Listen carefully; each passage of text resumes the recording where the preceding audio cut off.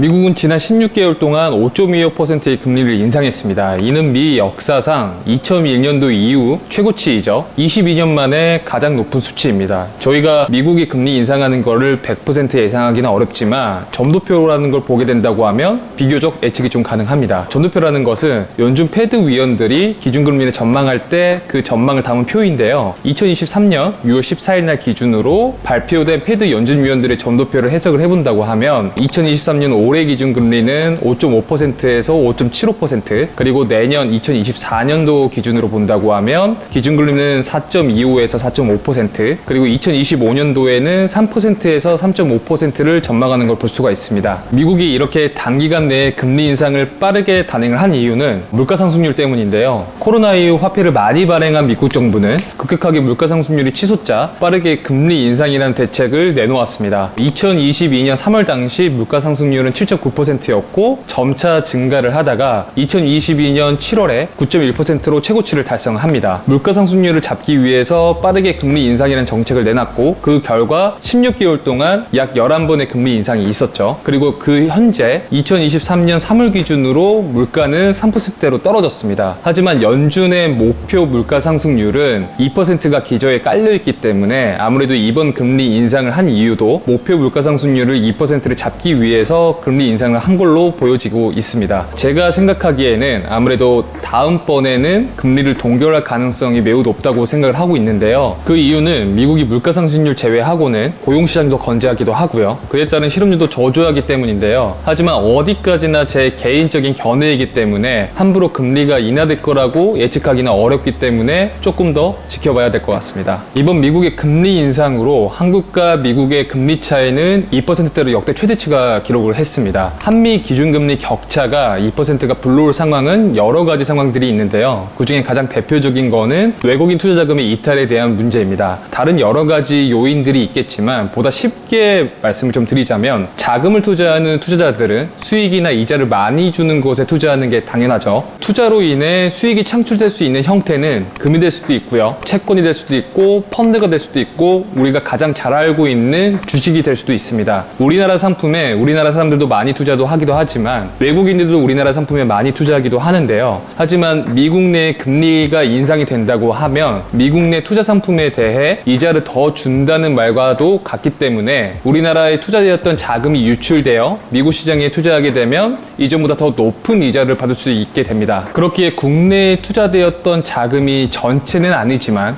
일부가 빠져나갈 수가 있다는 이야기인데요. 특히나 수출입 의존도가 높은 우리나라 같은 경우는 원화 가치가 하락하게 된다고 하면 수익률이 많이 떨어지기 때문에 비교적 다른 나라보다는 더 타격을 크게 받습니다. 일각에서는 제2의 IMF 사태가 나오는 게 아니냐라는 이야기가 있는데요. 그 옆에 표를 보게 된다고 하면 외화 보유고가 계속 일정하기도 하고요. 제가 보기에는 IMF 사태와 같은 일은 벌어지지 않을 거라고 생각하고 있습니다. 앞서 그동안 벌어져 있던 격차로 인해서 외화 보유고가 급격하게 떨어지거나 원화 가치 또한 큰 변동성이 없었고 그간 벌어진 만큼 큰 충격이 없었으니 자본 유출로 인한 환율성 불안은 적어 보입니다. 하지만 한미 기준금리 역전차로 인해서 위 문제뿐만 아니라 우리나라 한국은행이 큰 딜레마에 빠졌다는 게 문제인데요. 한국은행이 가장 큰 딜레마에 빠진 이유는 현재 한국의 가계부채는 계속된 긴축의 가운데에서도 23년 4월 동안 가계부채는 계속 증가를 해왔습니다. 그 결과 현재 가계부채는 전세보증금을 합한다고 하면 3천조 수준으로 전세계 1위입니다. 이는 GDP 대비 156%로 전례 없는 비율이기도 하고 현재 변동금리 대출 비중이 75%인 만큼 현재 계속적으로 가계부채의 비율과 변동금리 대출 비중이 계속적으로 증가하고 있는 상황입니다. 그렇기 때문에 전세보증금을 제외한다면 1천조가량의 가계부채 때문에 기준금리 인상이 많이 어렵습니다. 기준금리를 인상한다고 하면 변동금리로 대출을 실행한 채무자는 감당할 수 없는 이자가 발생될 수도 있고 최악의 상황일 때는 긴축과 함께 파산 위기를 얻을 수도 있는데요. 물론 소액으로 대출받은 사람들은 큰 문제는 없겠지만 자기 자금보험보다 훨씬 더 높은 대출을 받은 사람들은 이게 엄청난 리스크로 다가올 수도 있죠. 하지만 계속된 이러한 문제들로 인해서 대환 실행이 일어나지가 않으면 개인 회생까지 이르게 되는 상황이 빈번해질 수도 있기 때문에 한국은행은 큰 딜레마에 빠져 있습니다. 이에 한국은행 총재님은 여러 금통위를 통해서 가계부채의 증가세에 따른 많은 우려를 표현하기도 했고 건전성 교제를 위해서 다시 강화를 하겠다는 입장을 내놓기도 했습니다. 한국은행 또한 금리 인상에 대해서는 완벽하게 배제하지 않고 있는 상황인데요. 저희가 가계 가계부채를 생각한다고 하면 동결을, 그리고 한미 기준금리 역전차이를 생각한다고 하면 인상을, 이러한 선택을 하여야 하는 한국은행은 지금 현재 딜레마에 빠져 있는 상황입니다. 이번 FOMC 발표 이후 한국은행은 대출제도 개편에 대한 내용을 빠르게 내놓았습니다. 여러 가지 내용들이 있지만 주되게 봐야 될 내용을 간단하게 정리를 해보자면, 대출금리를 기준금리 1%에서 0.5%로 하향 조정하겠다는 이야기와 비은행 예금 취급 기간에 대한 유동성 지원입니다. 대출금리의 기준금리를 기존 100bp에서 50bp로 하향 조정한다는 것은 대출금리가 그만큼 줄어든다는 뜻을 의미하기도 합니다. 하지만 어디까지나 이 부분에 대해서는 가계부채에 대한 이야기이기 때문에 저희가 다루고 있는 상업용 부동산의 담보대출이 갑자기 떨어진다거나 이러한 일과는 무관해 보입니다. 두 번째로는 예금 취급 기간의 지원을 확대하겠다는 이야기인데요. 제2의 금융권의 비상상황이 생겨서 뱅크런을 미리 막고 미리 뱅크런을 대비해서 유동성 지원을 90조에서 100조가량 지원을 하겠다고도 하죠. 이러한 리스크를 미리 방지하겠다는 의미로 해석이 됩니다. 아무래도 지난 3월 미국의 실리콘밸리 같은 대규모 뱅크런 인출 사태가 일어난 만큼 우리나라 또한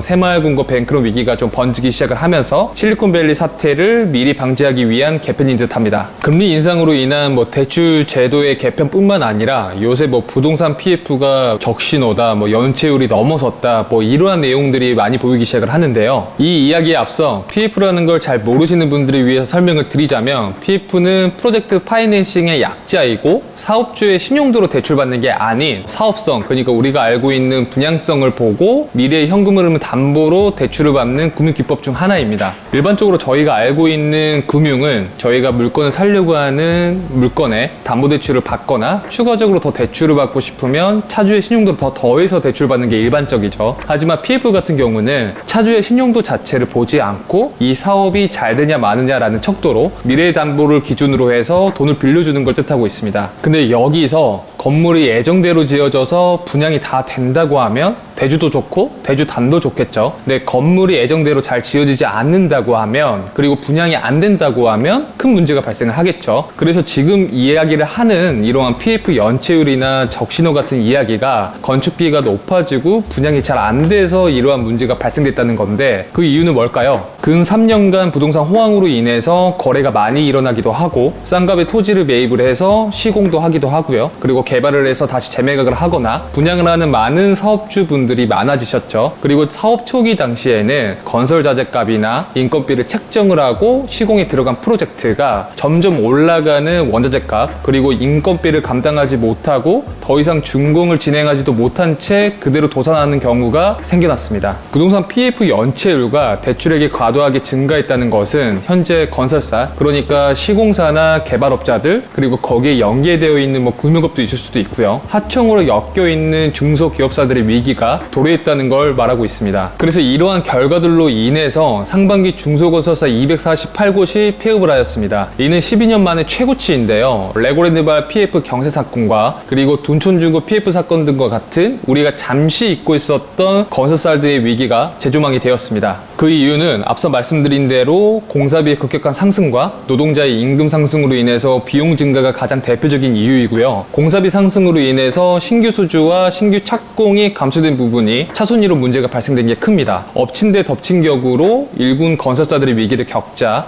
그 밑에 있는 중소건설사들이 도미노처럼 폐업 자체를 밟고 있는 듯합니다. 코로나 이후 건설 자재값은 13년 만에 최고 상승이 되었는데요. 그 결과 높아진 공사 비용 증가와 노동자의 임금 상승으로 인해서 분양가는 수익 상승을 할 수밖에 없었고요. 그 고스란히 그 상승분은 아파트 분양가 프리미엄에 붙기 시작을 하였습니다. 전국 아파트 평균 분양가는 3년 만에 50%가 넘었습니다. 옆 기사를 보면 1년 만에 분양가가 38%를 상승을 했고요. 하지만 이 상승률은 여기가 끝이 아니라는 게 문제인데요. 기본형 건축비는 6개월마다 조정을 하는데 인건비와 자재값 추이를 보면 9월 조정 때 한 번 더 오를 여지가 있어서 분양가는 조금 더 상승할 걸로 보여집니다. 높아진 건설 자재값과 높아진 노동 임금비로 인해서 분양가는 상승하게 되고 그 분양가 상승으로 인해서 아파트 가격을 받아줄 분양자가 생겨야 되는데 현재 긴축 시기에 맞물려 있어서 금리 인상 기조가 계속되고 있는 만큼 투자자들이나 실수요자들의 매수 심리가 많이 위축되어 미분양 물건이 많이 쌓일 걸로 예상이 되고 있습니다. 물론 서울권 중심부에 있는 위치한 아파트라고 하면 여전히 신축 공급이 부족해서 전혀 큰 리스크는 아니겠지만 서울 아주 외곽이거나 아주 지방에 있는 물건지들은 미분양 물건이 계속 쌓일 걸로 예상이 되고 있습니다. 금융위원회 금감원도 노력 중이라고 이야기를 하셨죠. 금융당국이 금융시장 안전을 위해서 부동산 PF 관리를 나서지만 금융권 대출 잔액은 131조를 돌파해서 연체율도 2%를 넘어갔습니다. 금융당국은 4월 말에 재가동한 PF 대주단 협약을 통해서 부실사업장에 대한 옥석 가리기를 진행 중에 있고 부동산 PF 사업자 정상화 지원을 위해서 펀드를 조속히 출자를 할 예정이라고 합니다. 앞으로도 부동산 PF 시장 자체가 많이 불안한 데다 계속 연체율이 증가하고 있는 지금 빨리 정상화되기를 기원을 하고 계속적으로 지켜봐야 될 것 같습니다. 부동산은 금리 인상에 가장 큰 타격을 받는 상품 중 하나입니다. 물론 실물경제와 부동산은 역행하기도 하지만 금리 인상 이슈나 긴축 시기에는 동행하기 때문에 타격이 훨씬 더 크게 다가옵니다. 그렇기 때문에 앞선 설명드렸다시피 미국의 금리 인상으로 인해서 한미 기준금리 격차라든지 그리고 대출제도 이슈라든지 부동산 PF 위기 같은 문제들은 투자자라면 염두해야 될 문제 중 하나입니다. 그렇다면 현재 빌딩 시장은 어떨까요? 빌딩 시장은 작년 하반기부터 점차 줄어든 거래량은 올해 상반기부터 거래량이 점차 늘기 시작을 했고요. 전체 거래량 70% 이상이 100억 미만 꼬마 빌딩입니다. 그에 반해 100억 이상의 거래량은 전체 거래량에 대비해서 10%에서 15% 정도의 수준인데요. 꼬마 빌딩이라는 상품이 아무래도 소액으로 접근할 수도 있고 돈이 많으신 분들보다는 돈이 적으신 분들이 많기도 하기 때문에 환급성이 많이 용이합니다. 40억대 50억대로 매입한 건물들이 나중에 매각을 하여도 100억 이하로 거래되기 때문에 환급성 자체가 높은 부동산 상품 중에 하나입니다. 이런 이유 때문에 금리 인상 시기 상황에서도 거래가 되는 게 당연합니다. 금리 인상이라는 리스크보다 현재 내가 가지고 있는 현금으로 빌딩들을 살 수 있는 가격이 이미 정해져 있기 때문이죠. 조금 더 실질적인 거래량 지표는 100억 이상 거래량을 보는 게 조금 더 정확합니다. 100억 이상 거래량은 전체 거래량 포션 중에 10%대이고 시간이 갈수록 점차 늘어나고 있습니다. 아마도 투자 목적으로 매입하시는 목적보다는 사업 목적으로 매입한 케이스 포션이 조금 더 많을 거라고 생각하고 있습니다. 지난 3년간 유동성 호황 때문에 집가 상승도 있었지만 임대료도 가파르게 상승했기 때문에 사옥을 매수하려고 하시는 수요는 여전히 존재해 보입니다. 현재 시장은 선점하는 것도 방법입니다. 소액대 투자자분들의 입장에서는 여전히 매력적인 시장 중 하나이고 현금을 쥐고 계시는 유효수요분들은 시간이 지날수록 매물대가 쌓일 걸로 예상이 되기 때문에 투자기를 엿보시는 게 중요해 보입니다. 그 이유는 아직 규제가 풀리지 않는 주택과 관련된 대출 제도들 문제들 때문에 자금이 급하신 매도인 분들은 금액을 낮춰서 매각할 수밖에 없기 때문이고 이러한 금리 인상 이슈와 상관없이 기업의 자산 매각이라든지 상속 등에 대한 이슈들 때문에 반드시 매각을 하여야 하는 이유가 존재하기 때문이죠. 상업용 부동산과 주거용 부동산의 가장 큰 차이점은 개별성이 다르다는 게 가장 큰 차이점인데요. 아파트 같은 경우에는 하나의 대지에 높은 층수로 공급량을 어느 정도는 공급할 수가 있고 이는 천편일률적입니다. 하나의 아파트에 5층에 위치한 아파트와 7층에 위치한 아파트가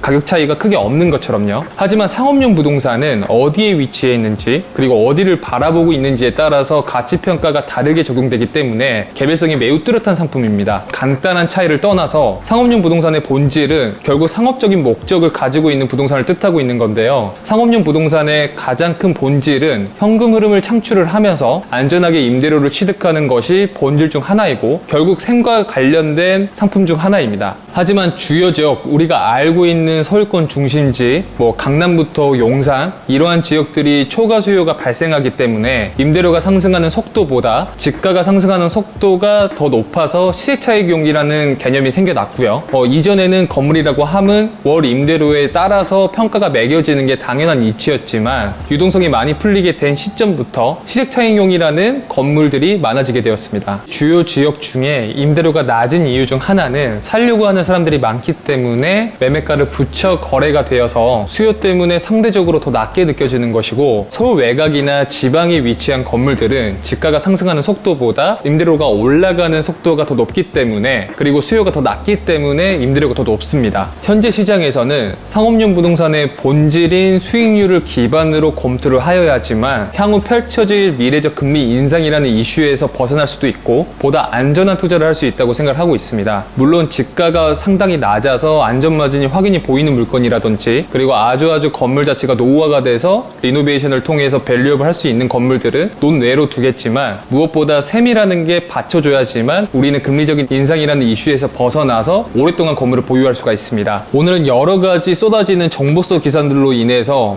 혼란이 오시거나 이해가 안 될 수 있는 내용들을 제 나름대로 해석해서 나름 분별력이 있도록 정리해서 설명을 드려보았는데요. 앞으로도 조금 더 좋은 콘텐츠를 위해서 더 노력하도록 하겠습니다. 감사합니다.